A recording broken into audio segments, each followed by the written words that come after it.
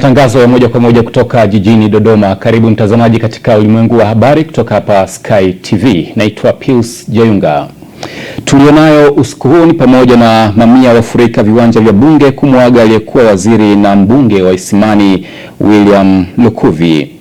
Katika habari za kimataifa, waziri mkuu mwenye umri mdogo zaidi aapishwa Nepal. Na katika habari za michezo na burudani, Diarra afungiwa mechi 3 na faini ya shilingi milioni 4.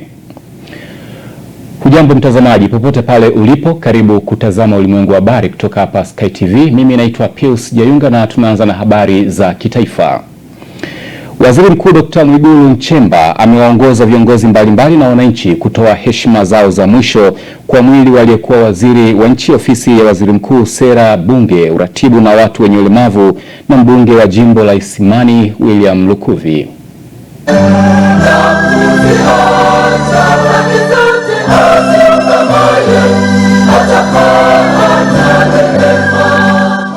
Shughuli ya kuaga mwili huo imefanyika leo Machi 27, 2026 katika viwanja vya bunge jijini Dodoma.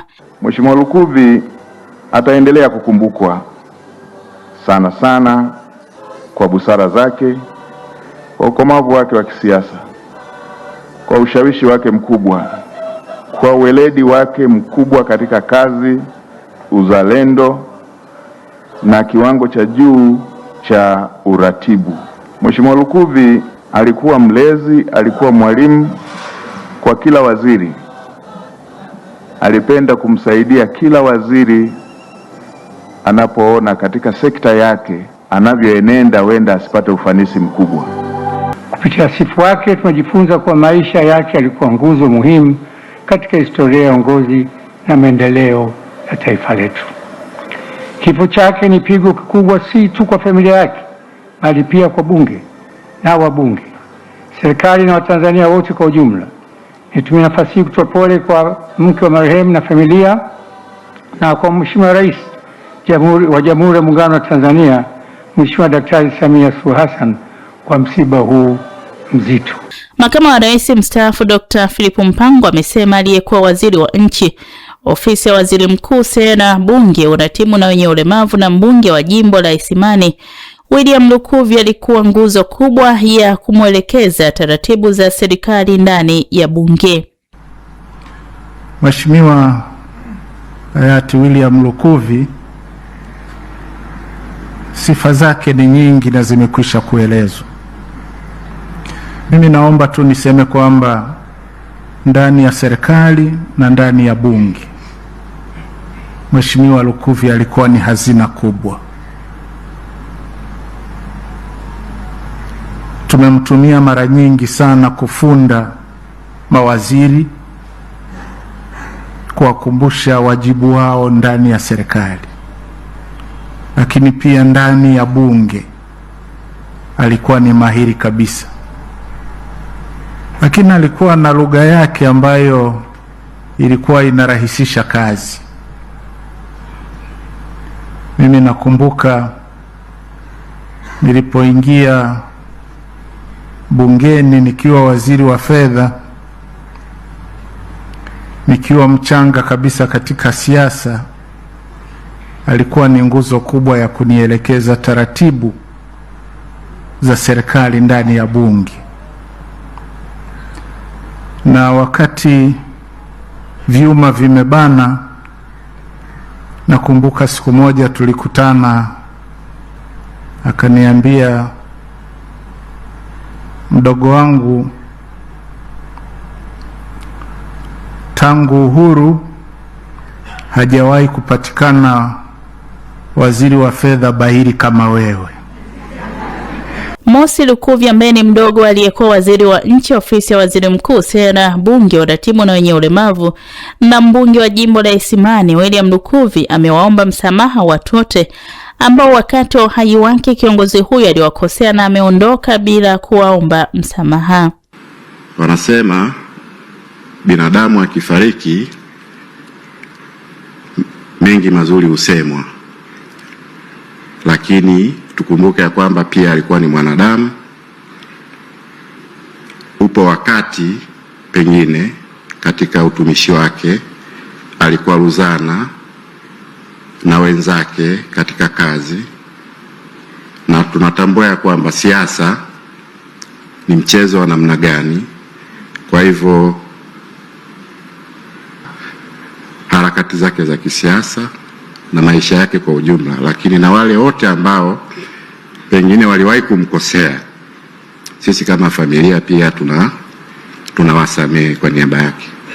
Baada ya mwili huo kuagwa Dodoma, umesafirishwa kwenda jijini Dar es Salaam kwa ajili ya kuagwa tena, shughuli ambayo itafanyika kesho Machi 28, 2026. Mwili huo unatarajiwa kuzikwa Jumanne Machi 31, 2026 katika kijiji cha Idodi, Iringa vijijini.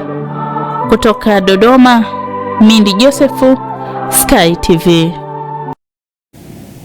Rais wa Zanzibar na mwenyekiti wa Baraza la Mapinduzi Dr. Hussein Ali Mwinyi amesisitiza umuhimu wa ushirikiano madhubuti kati ya sekta ya umma na sekta binafsi katika kufanikisha utekelezaji wa mpango wa pili wa kuboresha mazingira ya biashara na uwekezaji Mkubi 2 ili kufikiwa kwa haraka malengo ya Dira ya Maendeleo ya Taifa 2050. Rais Dr. Mwinyi ameyasema hayo leo katika kituo cha kimataifa cha mikutano cha Julius Nyerere JNICC jijini Dar es Salaam, katika mkutano wa uhakiki wa rasimu ya Mkubi 2 ulioandaliwa na Ofisi ya Rais, Mipango na Uwekezaji ya Jamhuri ya Muungano wa Tanzania kwa kushirikiana na wadau mbalimbali wa sekta za umma na binafsi. Napenda kusisitiza kuwa mafanikio ya Mkubi namba 2 yatategemea kwa kiasi kikubwa ushirikiano kati ya sekta ya umma na sekta binafsi. Hivyo ni wajibu wetu sote kuhakikisha kuwa sekta binafsi inawezeshwa kufanya kazi katika mazingira rafiki, yenye uwazi na yanayotabirika. Aidha, ni muhimu kuendelea kuimarisha miundombinu, huduma za kifedha na matumizi ya teknolojia za kisasa ili kuongeza ushindani wa biashara zetu kikanda na kimataifa. Vile tunapaswa kuweka mifumo madhubuti ya ufuatiliaji na tathmini ili kuhakikisha utekelezaji wa mpango huu unaleta matokeo yaliyokusudiwa. Naye Waziri wa Nchi, Ofisi ya Rais, Kazi, Uchumi na Uwekezaji wa Serikali ya Mapinduzi Zanzibar, Mheshimiwa Sharif Ali Sharif amesema kuwa Serikali ya Mapinduzi ya Zanzibar na Serikali ya Jamhuri ya Muungano wa Tanzania zinaendelea kuchukua hatua mbalimbali madhubuti za kuboresha mazingira ya biashara na uwekezaji nchini, jambo ambalo ni hitaji la kimkakati katika dunia ya leo yenye ushindani mkubwa wa kiuchumi. Serikali ya Jamhuri ya Muungano wa Tanzania na Serikali ya Mapinduzi ya Zanzibar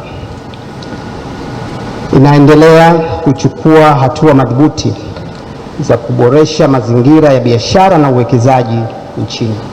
Hili sio jambo la hiari, bali ni hitaji la kimkakati katika dunia ya leo yenye ushindani mkubwa wa kiuchumi. Mageuzi haya yanalenga kujenga uchumi jumuishi unaoshirikisha sekta binafsi kikamilifu kama engine kuu ya ukuaji. Ni kupitia mazingira wezeshi ndio tunaweza kuvutia uwekezaji wa ndani na nje, kuongeza uzalishaji na hatimaye kupanua ajira na kuimarisha maisha ya wananchi wetu. Kwa upande wake, Waziri wa Nchi, Ofisi ya Rais, Mipango na Uwekezaji, Mheshimiwa Profesa Kitila Mkumbo amesema kuwa rasimu ya Mkubi 2 imebainisha changamoto 59 ambazo zinakwamisha ufanyaji wa biashara nchini ikiwemo Zanzibar. Na kwa kuzingatia changamoto hizo, imependekeza maeneo 11 ya kufanyiwa kazi na wameibua reform action kwa maana ya hatua za kuchukua 246. Hizo zimewekwa vizuri, na lengo kubwa Mheshimiwa Rais ni kuendelea kuimarisha mazingira ya biashara ili mambo mawili yatokee kwa uchache. Kwanza, kwa hawa waliopo hapa tuweze kupiga hatua katika taasisi zetu za umma kutoka kuwa wadhibiti wa biashara kwenda kuwa wawezeshaji wa biashara. Hafla hiyo imehudhuriwa na mawaziri wa Serikali ya Jamhuri ya Muungano wa Tanzania na Serikali ya Mapinduzi ya Zanzibar, naibu mawaziri, mkuu wa mkoa wa Dar es Salaam, viongozi wa taasisi za umma na binafsi, wafanya biashara, wawekezaji, viongozi wa dini na wanahabari pamoja na wadau mbalimbali wa maendeleo. Mohamed Magesa, Sky TV. Taasisi ya kuzuia na kupambana na rushwa mkoa wa Geita imeokoa zaidi ya shilingi milioni 94 kwenye udhibiti wa miradi ya maendeleo. Kutoka mkoani Geita, mwandishi wetu ana undani wa taarifa hii.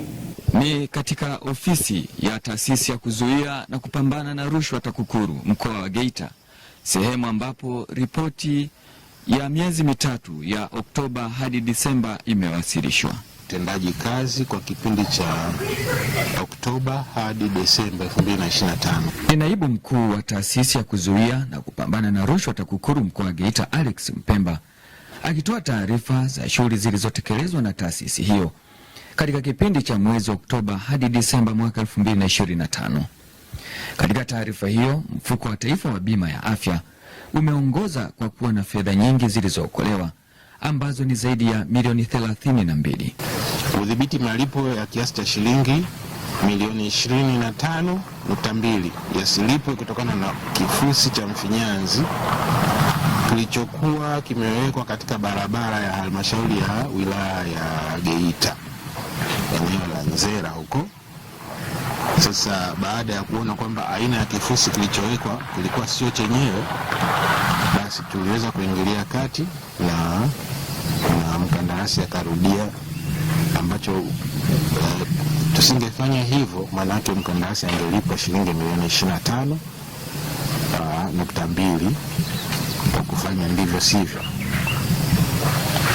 Pia tulisaidia kurejeshwa kwa shilingi milioni 32 kwenye mfuko wa bima ya taifa ya afya baada ya mshtakiwa kumwongeza mnufaika asiyestahili kupata matibabu ya kiasi hicho isivyo halali.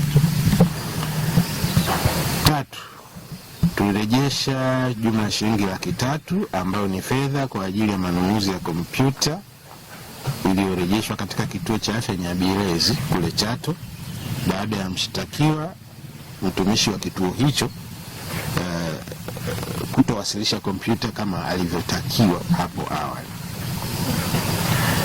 4, kurejeshwa kwa shilingi milioni 20 katika akaunti ya AMCOS ya Idoselo Mwalo iliyopo CRDB Mbogwe baada ya AMCOS hiyo kuchukua mkopo wa shilingi milioni 245 katika benki ya CRDB na kutorejesha. Baada ya uchunguzi kufanyika, marejesho yakaendelea.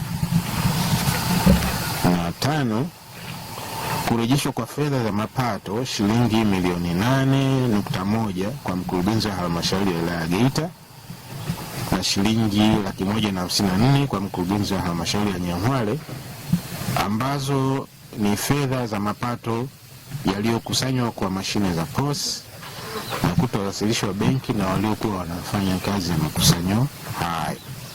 TAKUKURU mkoa wa Geita katika kipindi hicho ilifuatilia miradi 17 na miradi 14 kati yake ilikutwa na dosari ndogo, huko mitatu ikiwa na mapungufu makubwa. Ufuatiliaji wa utekelezaji wa miradi ya maendeleo. TAKUKURU mkoa wa Geita ilifuatilia matumizi ya fedha za utekelezaji wa miradi ya maendeleo ipatayo 17 yenye thamani ya shilingi bilioni 8.015. Miradi 14 kati ya miradi 17 ilibainika kuwa na mapungufu madogo madogo. Ushauri ulitolewa wa kurekebisha mapungufu hayo. Aidha, miradi mitatu ilibainika kuwa na mapungufu makubwa.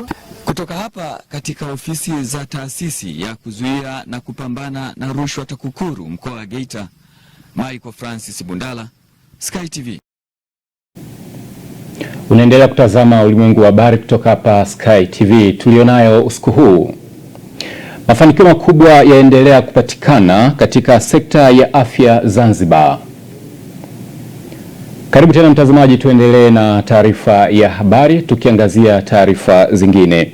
Mafanikio makubwa yameendelea kupatikana katika sekta ya afya yanayotokana na udhibiti bora wa magonjwa ya kuambukiza, upanuzi wa programu za chanjo na maboresho makubwa katika huduma za mama na mtoto.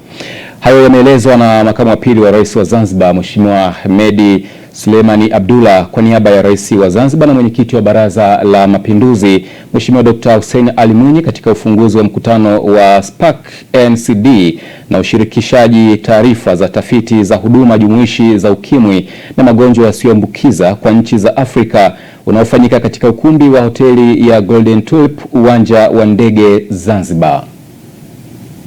NCD program led by the Africa Center for Disease Control and Prevention boil a direct on this evidence. It is designed to strengthen surveillance system for NCDs, injuries, and mental health, build a skilled public health workforce, embed NCD surveillance within existing system, particularly field epidemiology, trainings program, and support countries in institutionalizing integrated care at scale. Importantly, Spark NCDs align with the vision of Africa Head of State under the African Union Common Position on multi-sector engagement, coordination and action for NCDs, injuries, and mental health.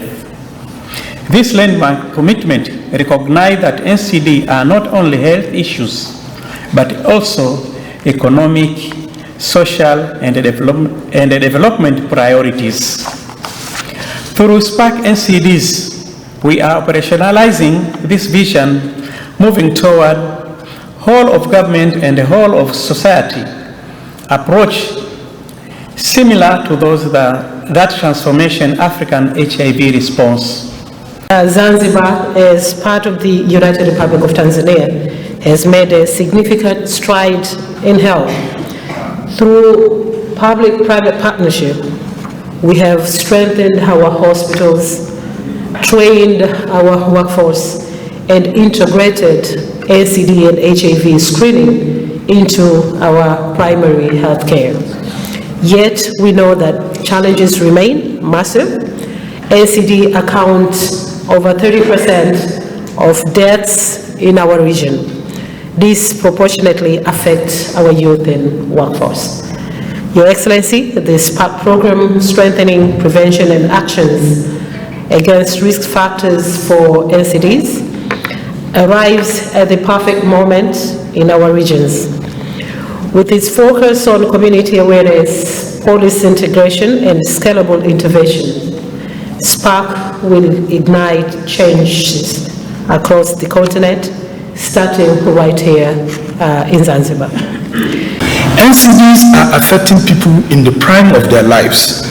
They are increasingly becoming disabled, driving household impoverishment, reducing productivity, and placing sustained pressure on health systems that were not originally designed to manage lifelong chronic conditions at scale. In too many settings, a person may live for years with high blood pressure or diabetes without ever being diagnosed, maybe when complications set in. Others are diagnosed but never retained in care. Again, complication will set in. Many are only identified when they have stroke, heart failure, and other complications. This is not just a clinical failure, it is a system challenge. And if we are to change this trajectory, we must begin where strong public health action always begin. Mkuu wa wilaya ya Ileje mkoani Songwe, Mheshimiwa Farida Mgomi ameongoza shughuli ya maadhimisho ya siku ya afya katika kijiji cha Itele, huku akihamasisha jamii kuhusu umuhimu wa afya na lishe bora kwa watoto sambamba na kutoa huduma mbalimbali za afya kwa vitendo ili kuboresha ustawi wa kizazi kijacho. Katika zoezi hilo, jumla ya watoto 123 walipimwa afya zao kupitia vipimo mbalimbali ikiwemo urefu, uzito na kipimo cha MUAC pamoja na kupatiwa chanjo muhimu.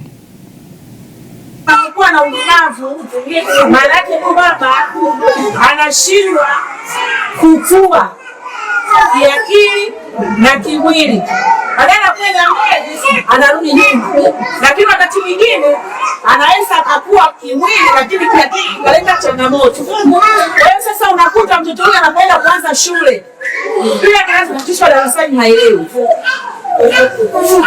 Kila siku mtoto darasani anakuwa wakishi. Ukiangalia madaftari yake ameandika makorokocho. Shule mwalimu anapiga, nyumbani mama anapiga, mtoto haelewi. Kumbe yule mtoto ana udumavu. Lakini udumavu ambao anakuwa nao, sisi kama walezi na wazazi tungeweza kumwokoa kwenye udumavu kwa kumlea katika malezi ambayo anahitaji kulewa, ikiwemo swala zima la kuangalia lishe kwa maana ya chakula, na mmeshapata elimu ya kutosha kuhusiana na hiyo lishe. Mimi si haja kufanua, lakini kubwa tuhakikishe kwamba tunawapa lishe bora. Nyinyi wenyewe mmeona kazi kubwa na nzuri ambayo imeendelea kufanywa na wahudumu wa afya, wakiwemo hawa wahudumu wa ngazi ya jamii. Walikuwa na kazi kubwa sana, na mimi leo nimefaili kwa kiwango kikubwa sana. Na mimi leo nilikuwa ni sehemu ya kuwapima watoto, nimeona.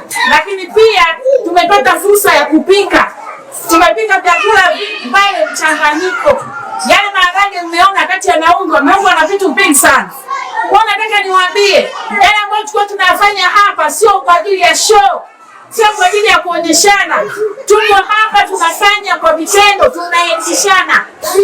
Na mtoto chini ya miaka 5 anahitaji malezi makubwa na uangalizi mkubwa ambao unatakiwa ufanye na wewe mzazi. Na si tu kwenye chakula, hata kumwangalia kwenye swala zima la usafi. Kuna magonjwa ambayo yanalipuka kwa sababu tu ya swala zima la uchafu. Hili pia lazima tulizingatie. Mama lazima uwe unamwangalia mtoto wako hatua kwa hatua. Kama unaona kuna kiashiria chochote si cha kawaida, mtoto hachezi vizuri, mtoto hachangamki, unamsemesha haelewi, nenda haraka kwenye kituo cha afya. Kwa hiyo tuangalie sana watoto, tuangalie sana swala la lishe na tupambane na udumavu. Kwa hiyo kina mama wenzangu, tahidi kuhakikisha kwamba tunaendelea kupenda lishe bora. Na ndio maana na mimi nimekuja hapa tuungane, mtambue kwamba jambo la udumavu ni tatizo la njanga. Sisi kina mama kama ni walezi namba moja, ambapo pia tunatakiwa tumsaidiwe na kina baba, ili wote kwa pamoja tuweze kusaidiana katika malezi ya mtoto. Lakini pia kuna swala la ukatili wa watoto, na ukatili wa watoto unaweza ukaanza kwa mzazi mwenyewe akawa anafanya ukatili kwa mtoto wake, ama jamii au watu wanaomzunguka kwenye familia wanaweza wakafanya ukatili kwa mtoto. Zaidi ya kaya 180 za watu wanaoishi katika mazingira magumu katika jimbo la Uyole mkoani Mbeya zimefikiwa na misaada ya chakula kupitia awamu ya 3 ya mbio za hisani zilizoandaliwa na taasisi ya Tulia Trust, ikiwa ni juhudi za kuhamasisha upendo na mshikamano katika jamii. Taarifa na mwandishi wetu kutoka mkoani Mbeya. Mbio hizo za bendera ya upendo ambazo sasa zimefanyika kwa msimu wa 3 zinafanikiwa kuwafikia wahitaji zaidi ya 1000 wa kuwapatia msaada wa chakula ili kuwawezesha kusherehekea sikukuu ya Pasaka kwa furaha na matumaini mapya. Akizungumza baada ya kuhitimisha mbio hizo, kiongozi mkuu wa bendera Rugano Mwangosi amesema mafanikio ya awamu hii yametokana na ushirikiano mkubwa wa wadau na wananchi waliojitokeza kushiriki mbio hizo. Lengo limetimia. Tumetembelea zaidi ya kaya 180 ambapo tunapata idadi ya wanufaika zaidi ya 1000. Kwa hiyo tunamshukuru sana, ndio kumshukuru kwa hichi kitu ambacho amekifanya. Tumekuwa na mapokeo mazuri. Tumepata walengwa, wananchi ambao wanaishi kwenye mazingira magumu. Kitu kikubwa ambacho tumekibaini kwamba jamii yetu bado kuna wahitaji wengi sana. Kwa hivyo tumeendelea huku tukikimbiza bendera ya upendo, kuhubiri upendo. Mheshimiwa mbunge anafanya kwa nafasi yake uwezo wa kuwafikia wananchi wote, sio yani upo, lakini sio kwa kiasi kikubwa hicho. Kwa hiyo tunatembea hivi mahususi kabisa kuwaomba mkono na wadau wengine ambao pengine wana uwezo wa kuwasaidia wananchi wetu au majirani zao hawawasaidii. Kwa hiyo tunakimbia kuwaomba wajitokeze kumuunga mkono mbunge, lakini pia kuwasaidia wananchi ambao wanatuzunguka. Baadhi ya wanufaika wa msaada huo wakatoa shukrani kwa taasisi ya Tulia Trust, wakisema msaada huo umewapa faraja na matumaini katika kipindi hiki cha Pasaka. Ninaishi kwa mazingira magumu na hali ni ngumu, naishi kwenye nyumba za kupanga na sina mahali pa kukaa. Ninaomba serikali, watoto watulie. Najua wameshikamana kwa njia moja na namna nyingine. Ninaomba, mwenzenu ni binadamu, nina familia, lakini kwa changamoto mbalimbali ambazo ninapambana nazo kadri na uwezo wangu, japo kuwa sitembei. Ni wakubebwa toka nilikotoka nyumbani, mwana mtoto alivyonibeba, japokuwa ni mahali karibu, lakini sasa kwa mtu mzito kumbeba inakuwa ni changamoto. Namshukuru sana Tulia kwa kutuwezesha kutupa chakula cha sikukuu. Namshukuru sana kwa sisi walemavu na wazee wangu wote, tunashukuru. Kipindi cha nyuma ilikuwa tupati, ilikuwa hali ngumu kidogo hivi, ilikuwa tunakabaiza na nini, lakini kwa dada yetu huyo tunashukuru, tunapata chakula na tuwe nao tunajitahidi kula na nini, tunashukuru zaidi. Kwa jirani zangu wote tunashukuru. Nikiripoti kutoka mkoani Mbeya, Upendo Kibetile, Sky TV. Na taarifa hiyo inatupeleka mapumziko mafupi, na muda mfupi ujao tutakuwa na habari za biashara na uchumi. Usiondoke.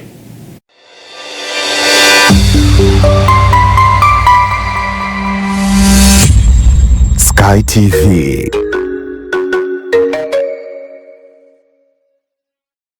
Habari, jina langu ni Sarah kutoka ZIC. Kazi yangu ni kukuongoza katika kufanya maamuzi sahihi ya kujikinga wewe na mali yako dhidi ya majanga yasiyotarajiwa kwa kupata bima kutoka ZIC. Je, unaifahamu ZIC?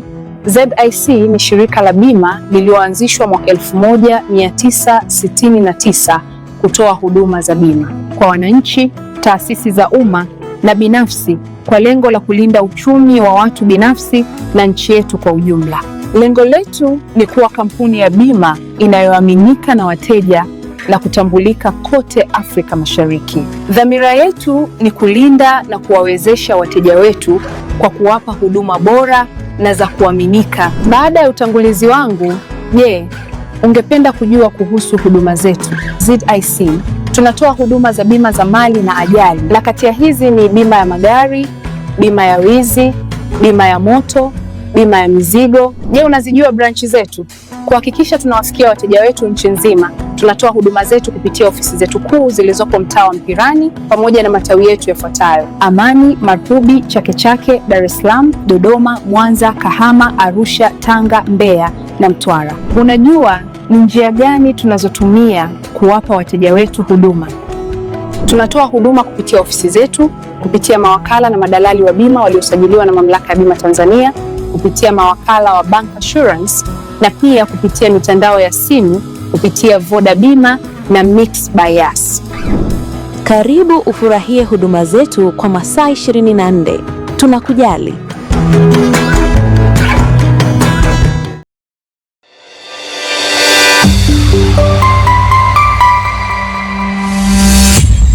Sky TV.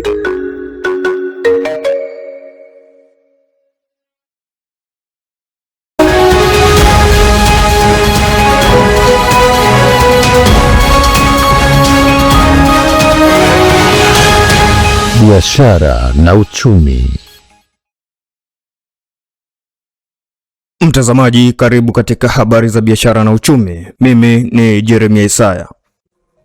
Kamati ya kudumu ya Bunge, uwekezaji na mitaji ya umma PIC imepongeza Mamlaka ya Maji Safi na Usafi wa Mazingira Dar es Salaam DAWASA kwa jitihada kubwa za usimamizi na utekelezaji wa miradi mikubwa ya maji safi na usafi wa mazingira yenye kuleta jitihada ya upatikanaji wa huduma kwa wananchi sambamba na kuthamini uwekezaji unaofanywa na serikali. Hayo yamesemwa na mwenyekiti wa kamati hiyo Masanja Kadogosa mara baada ya kutembelea uboreshaji wa miradi ya maji safi ikiwemo mtambo wa uzalishaji maji Ruvu Chini pamoja na mradi wa uboreshaji usafi wa mazingira Mbezi Beach unaotekelezwa na mamlaka hiyo. Tumetembelea maeneo mawili. Kwanza mitambo ya Ruvu Chini huko Mlandizi au Pwani huko, lakini vile tumekuja kutembelea maeneo ya Mbezi ambao ni mradi wa maji taka. Pongeza sana DAWASA kwa kazi kubwa wanayoifanya, lakini kwa mipango vile vile. Kwa maana ya maji safi kuna bwawa la Kidunda, lakini kuna mradi mwingine ambao unakuja wa Rufiji. Miradi hii ikikamilika, tatizo la maji katika maeneo yote haya itakuwa ni historia. Wito wetu kama kamati, kama bunge, pamoja na kwamba na hatua nzuri serikali inazochukua, kwa mfano bwawa la Kidunda lile kwa ajili ya kumaintain ile flow ya maji, lakini inakuja kwenye utunzaji wa mazingira. Tusipoweza kuangalia mazingira yetu, ndio hiyo kwamba mradi ambao unaweza kuongeza kudumu miaka 20 kwa sababu ya mazingira hatuyatunzi, vyanzo vya maji hatuviangalii. Kwa hiyo mradi unaweza kutengeneza kama ule, lakini maji yasiwepo, si ndivyo? Kwa hiyo ili uweze kumaintain ile flow, maana yake lazima maji yakuwepo. Kwa hiyo utunzaji wa mazingira ni kitu kikubwa sana kwa ajili ya kusustain hii miradi yote tunaotenga. Iwe ni huu hapo wa DAWASA, iwe si ni reli au mnajenga mabarabara, tunajenga madaraja, utunzaji wa mazingira.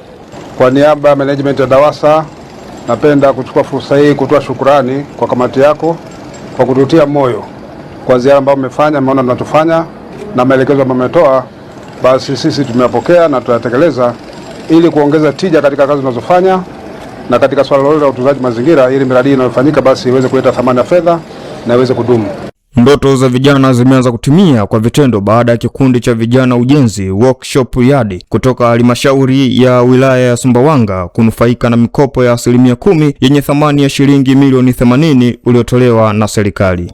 Mwenyekiti wa kikundi hicho Benton Albert amesema mkopo huo umeleta mageuzi makubwa kwa wanachama wake. Ameeleza kuwa wengi wao sasa wanajitegemea, wamepata mali kama viwanja, nyumba na biashara zao zinaimarika kwa kasi kubwa. Sisi kikundi chetu cha vijana ujenzi workshop yadi tulinufaika tukapata mkopo wa milioni 80 ambao kwenye mkopo huo mpaka sasa tumesharejesha milioni 73,436 na tumenufaika kwa mkopo huo ambapo vijana wengi wameweza kujikwamua kiuchumi, wameweza kuendesha maisha yao na kupata vitu mbalimbali. Baadhi ya vijana hapa wamefanikiwa kupata viwanja, nyumba na biashara pia ikawa imesimama vizuri. Kupitia ule mkopo tumeweza kujikimu kimaisha, pia tunaendesha maisha yetu, na pia tunamshukuru sana Mheshimiwa Rais kwa mkopo ule, kwa sababu vijana wengi ambao tuko pale tulikuwa mwanzo tunadira, baada ya kupata ule mkopo tumekuwa na mwelekeo.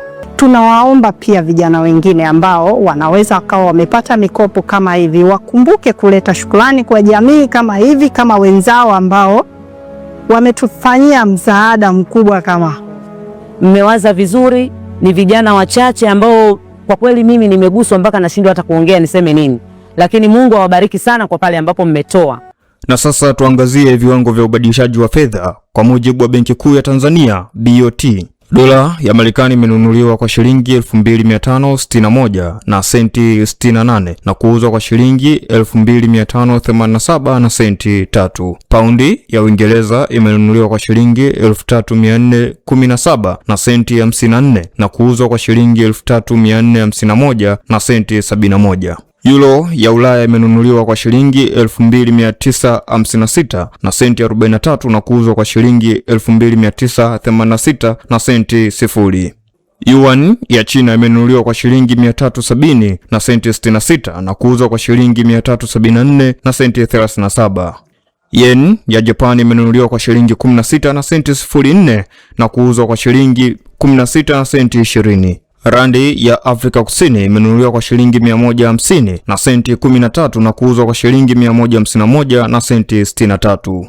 Shilingi ya Kenya imenunuliwa kwa shilingi 19 na senti 69 na kuuzwa kwa shilingi 19 na senti 88.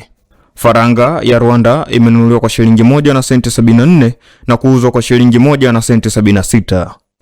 Nayo shilingi ya Uganda imenunuliwa kwa senti 68 na kuuzwa kwa senti 69. Tukimalizia na faranga ya Burundi imenunuliwa kwa senti 85 na kuuzwa kwa senti 86. Na hii ni tamati ya habari za biashara na uchumi.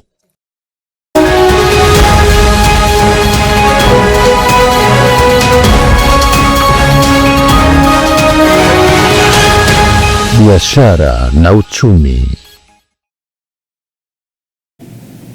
Na sasa tuelekee moja kwa moja katika habari za kimataifa, na hapa tunaungana na Mindi Joseph.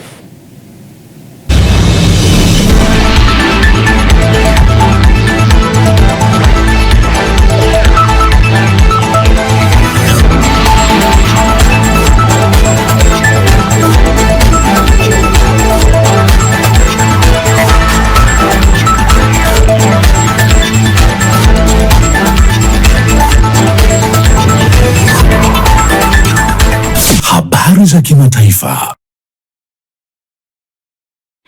Mtazamaji, karibu katika habari za kimataifa. Mimi ni Mindi Josefu. Barendra Shah ameapishwa hii leo kuwa waziri mkuu mpya na mwenye umri mdogo zaidi katika historia ya Nepali baada ya chama chake kushinda kwa kishindo katika uchaguzi uliofanyika mapema mwezi huu. Uchaguzi huo ulifanyika baada ya maandamano makubwa ya vijana kuangusha utawala wa zamani mwezi Septemba mwaka jana. Barendra Shah aliye na umri wa miaka 35 anayejulikana sana kama Balin aliteuliwa kuwa waziri mkuu na Rais Ramchandra Paudeli baada ya chama chake kushinda karibu theluthi 2 ya viti bungeni. Hafla ya kuapishwa kwake ilijumuisha taratibu za kidini za Kihindu. Shah alizaliwa Kathmandu, lakini asili yake ya familia ni kutoka eneo la Terai karibu na mpaka wa India. Barendra Shah ambaye ni mhandisi aliyepata umaarufu kwa kuwa msanii kabla ya kugeukia siasa kwa kuwa meya wa Kathmandu, alijipatia umaarufu zaidi wakati wa maandamano makubwa ya vijana mwezi Septemba yaliyosababisha kuanguka kwa serikali. Ingawa hakushiriki moja kwa moja maandamano hayo, aliyaunga mkono kwa kiwango kikubwa. Waziri wa mambo ya nchi za nje wa Marekani Marco Rubio amewasili leo Ijumaa nchini Ufaransa kuhudhuria mkutano wa kwanza rasmi wa kundi la mataifa 7 yaliyoendelea kiviwanda duniani G7. Mkutano huo ni wa kwanza kufanyika tangu Marekani ambaye ni mwanachama wa G7 kuanzisha mashambulizi makubwa dhidi ya Irani. Vita vya Irani vinatarajiwa kuchukua nafasi kubwa katika ajenda ya mkutano huo. Rubio anatarajiwa kujibu maswali mazito kutoka kwa washirika wake wa Ulaya kuhusu mkakati wa Marekani katika vita hivyo vilivyoanza tarehe 28 mwezi wa pili, ambavyo tayari vimesababisha bei ya mafuta kupanda duniani kutokana na mlango wa bahari kufungwa na Irani. Huku hao yakiarifiwa, waziri wa mambo ya nchi za nje wa Uingereza Veti Cooper, nchi yake na washirika wake wa G7 wana wasiwasi kuhusu mfungamano wa Urusi na Irani baada ya nchi za magharibi kuituhumu Moscow kuisaidia Teherani kushambulia vituo vya Marekani katika eneo la Ghuba. Urusi imekanusha vikali tuhuma hizo. Mkutano unaofanyika nje ya Paris utavijadili pia vita vya Urusi dhidi ya Ukraine, hali ya Mashariki ya Kati pamoja na vitisho vinavyoikabili amani na utulivu wa dunia. Na Israel imeendelea na mashambulizi yake dhidi ya Irani wakati mvutano ukiendelea kati ya Teherani na Marekani wa usitishwaji wa vita. Israel imesema imeshambulia maeneo ya Irani ya kutengeneza makombora na silaha yenye pamoja na kushambulia maeneo ya magharibi mwa Jamhuri ya Kiislamu yanayotumika kurusha makombora. Haya yanajiri wakati Irani na Marekani zikiendelea kuvutana kuhusu usitishaji vita hivyo ambavyo vinaingia mwezi mmoja kesho Jumamosi. Marekani imekuwa ikishinikiza Irani kuingia katika mazungumzo ya mpango wa nukta 15 wa usitishaji wa vita, lakini wakati huo huo imeamuru maelfu ya wanajeshi wake kupelekwa katika eneo hilo la Mashariki ya Kati kwa matayarisho ya kile kinachosemekana ni kujaribu kudhibiti mlango wa bahari kutoka Irani. Rais wa Marekani Donald Trump ameipa Irani hadi Aprili 6 kufungua mlango huo au miundombinu yake muhimu ya nishati shambuliwe na kuharibiwa vibaya. Irani kupitia waziri wake wa nje Abbas imesema haijaingia katika mazungumzo yoyote ya kusitisha vita na wala haina mipango ya kufanya hivyo. Tamati ya habari za kimataifa, mtazamaji. Mimi ni Mindi Josefu.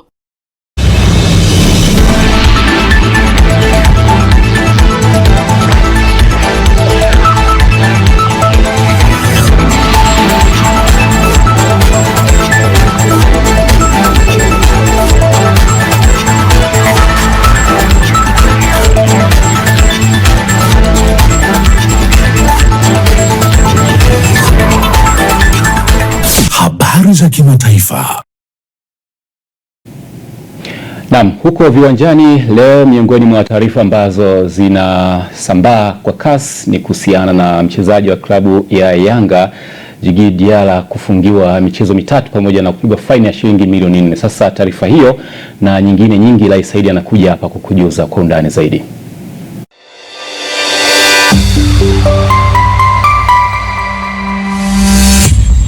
Sky TV.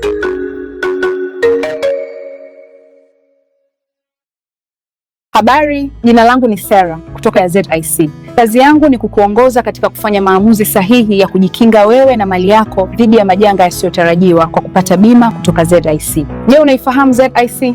ZIC ni shirika la bima lililoanzishwa mwaka 1969 kutoa huduma za bima kwa wananchi, taasisi za umma na binafsi kwa lengo la kulinda uchumi wa watu binafsi na nchi yetu kwa ujumla.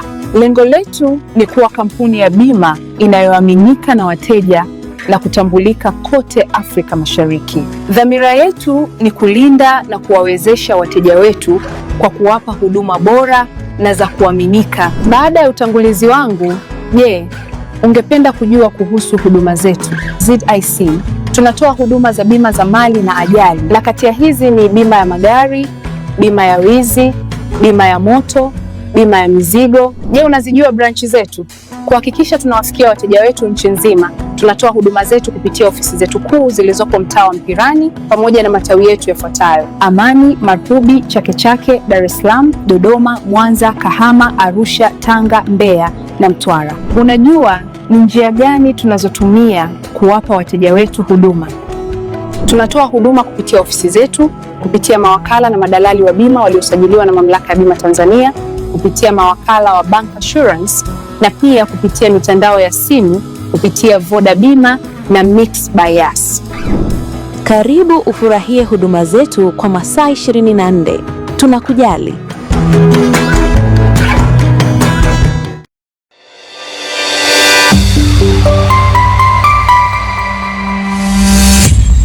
Sky TV.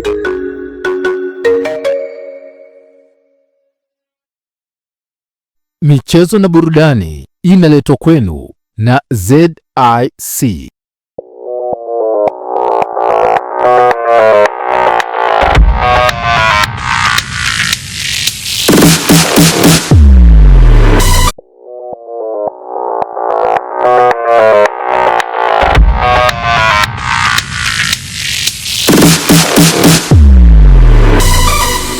Habari za michezo na burudani. Hali gani mtazamaji wa ulimwengu wa habari, karibu katika habari za michezo pamoja na burudani. Jina langu Lai Saidi. Mlinda mlango wa klabu ya Yanga Afrika Djigui Diarra amefungiwa michezo mitatu na kutozwa faini ya shilingi milioni 2 kwa kosa la kumshambulia mwamuzi wakati kwenye mchezo wa Yanga dhidi ya Mtibwa Sugar. Pia Djigui Diarra ametozwa faini nyingine ya shilingi milioni 2 kwa kosa la kuonyesha ishara ya matusi akiwa anatoka uwanjani. Hata hivyo pia mchezaji huyo atakosa michezo mitatu, miwili ikiwa ni ya Ligi Kuu Soka Tanzania Bara na mchezo mmoja wa CRDB Federation Cup ambapo Yanga itacheza michezo hiyo dhidi ya Tanzania Prison, lakini pia dhidi ya Pamba Jiji pamoja na TMA katika mchezo wa CRDB Federation Cup.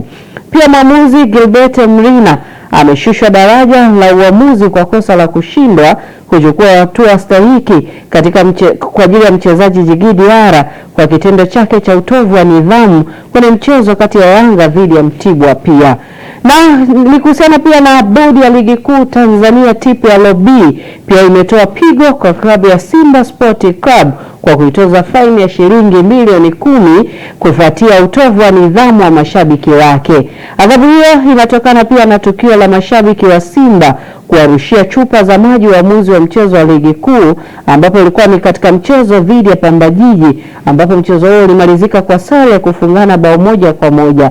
Hata hivyo kosa kurusha chupa za maji kwa waamuzi wakati wakitoka kiwanjani ni kosa la kujirudia, hii ikiwa ni mara ya pili ndani ya miezi miwili kwa mashabiki wa Simba kufanya hivi baada ya tukio kama hilo kutokea Februari 25 ambapo Simba walicheza dhidi ya Dodoma Jiji.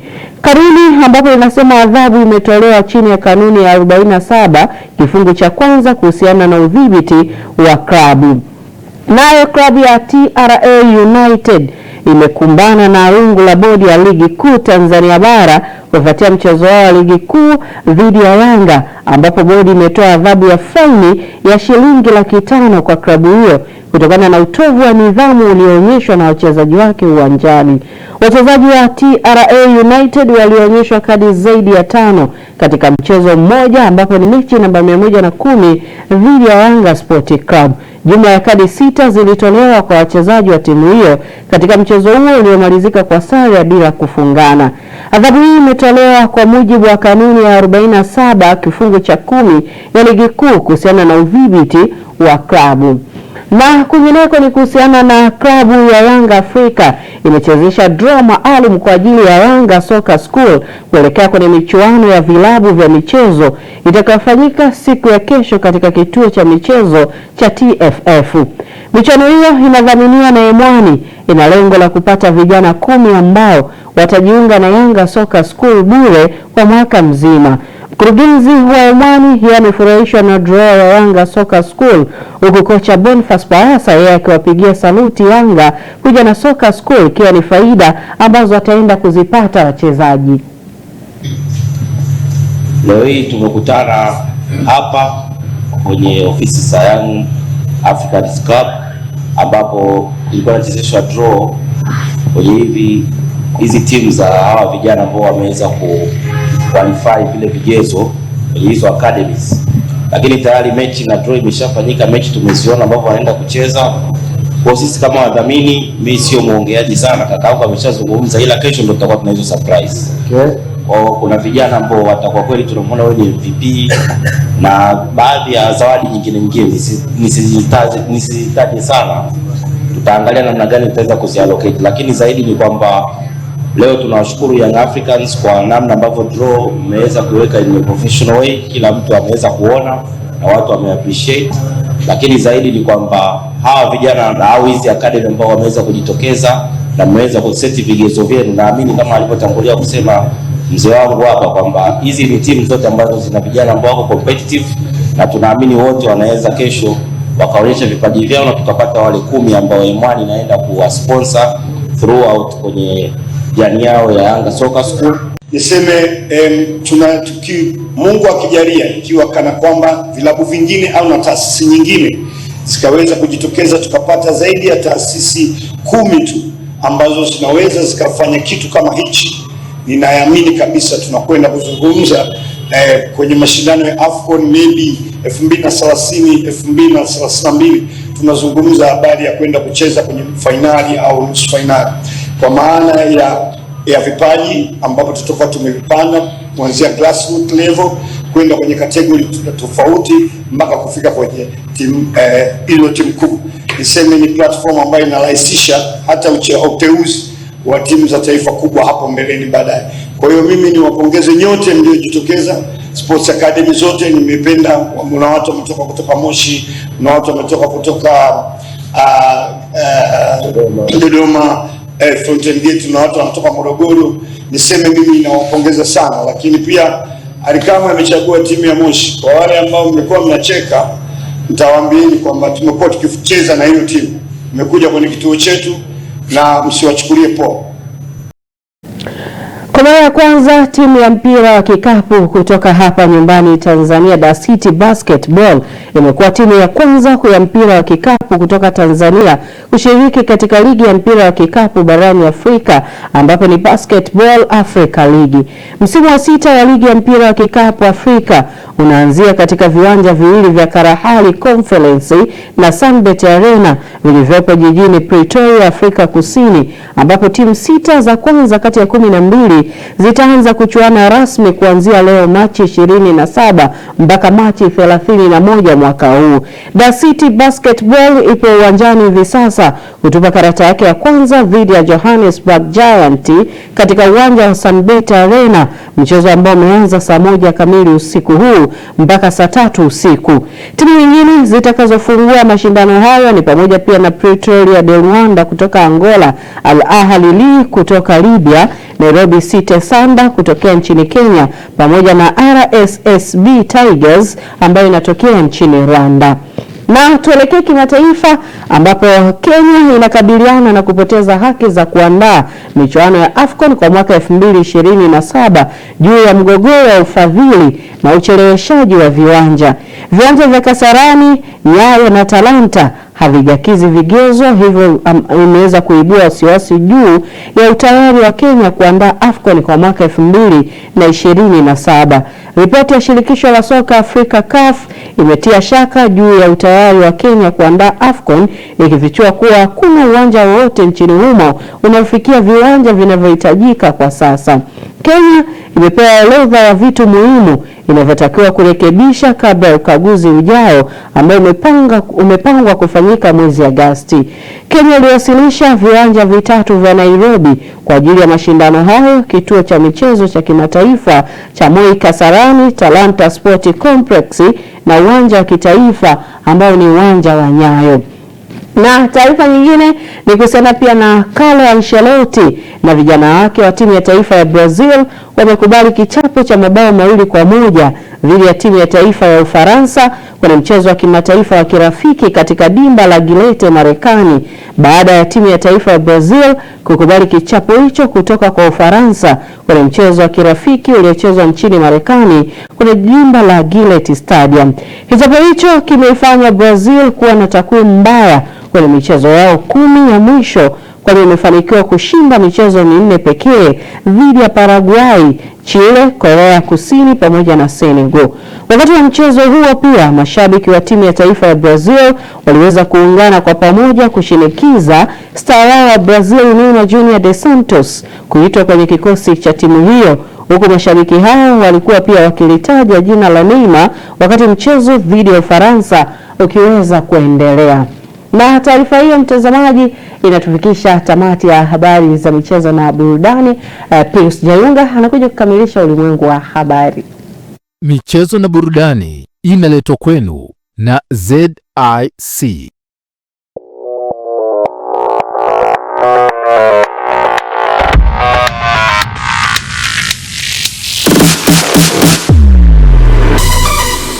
Habari za michezo na burudani.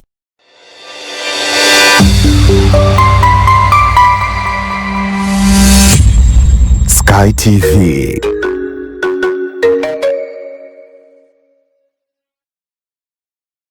Sky TV inakukaribisha mfanyabiashara, mjasiriamali, taasisi na mashirika mbalimbali kutangaza biashara yako kwa gharama nafuu. Sky TV itafurahi kuwa sehemu ya kufanikisha ndoto yako ya kukua kibiashara. Karibu utangaze nasi ili kuwafikia wateja wengi kutoka maeneo mbalimbali ndani na nje ya nchi. Kwa maelezo zaidi, wasiliana na mkuu wa kitengo cha masoko kupitia simu namba 0673 33 61 99 au 0794 96 3336. Wakati wa kukua kibiashara, taasisi au shirika lako ni sasa. Changamkia fursa hii. Sky TV, above the limit.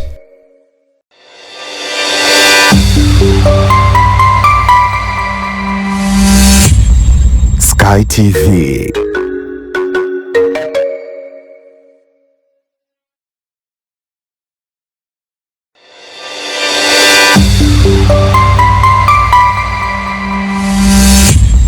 Sky TV.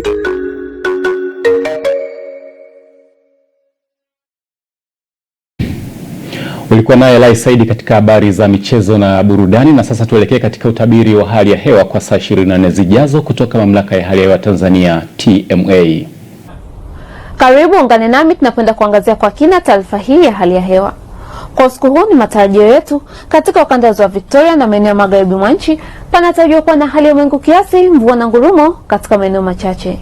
Maeneo ya nyanda za juu kusini magharibi, kusini mwa nchi, ukanda wa pwani yote na nyanda za juu kaskazini mashariki panatarajiwa kuwa na hali ya mawingu kiasi, mvua nyepesi katika maeneo machache. Kwa mkoa wa Singida pamoja na Dodoma panatarajiwa kuwa pakavu. Kwa siku ya kesho, hali ya ziwa inatarajiwa kuwa na mawimbi madogo hadi mawimbi makubwa kiasi, huku hali ya bahari ikitarajiwa kuwa na mawimbi madogo.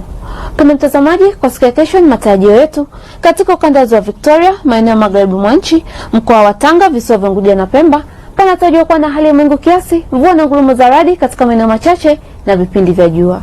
Maeneo ya nyanda za juu kusini magharibi, kusini mwa nchi, mkoa wa Mtwara, Lindi, Morogoro, nyanda za juu kaskazini mashariki, mkoa wa Dar es Salaam pamoja na mkoa wa Pwani kujumlisha visiwa vya Mafia panatarajiwa kuwa na hali ya mawingu kiasi, mvua katika maeneo machache na vipindi vya jua.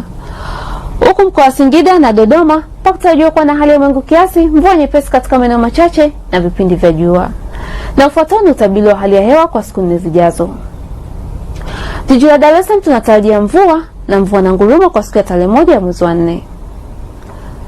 Dodoma tunatarajia mvua nyepesi kwa siku ya tarehe 29 ya mwezi wa 3. Jiji la Mwanza tunatarajia mvua na ngurumo.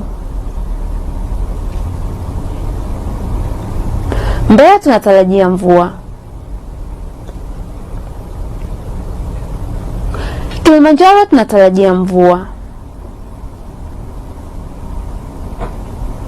Morogoro tunatarajia mvua na ngurumo kwa siku ya tarehe 1 ya mwezi wa 4.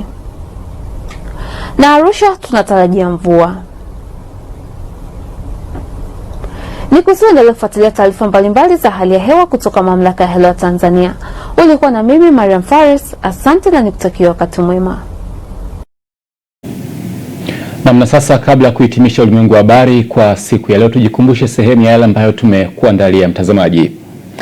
Mamia wafurika viwanja vya bunge kumwaga aliyekuwa waziri na mbunge wa Isimani Mheshimiwa William Lukuvi.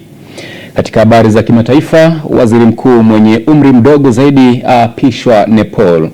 Na katika habari za michezo na burudani, mchezaji wa Yanga Djigui Diarra afungiwa mechi 3 na faini ya shilingi milioni 4.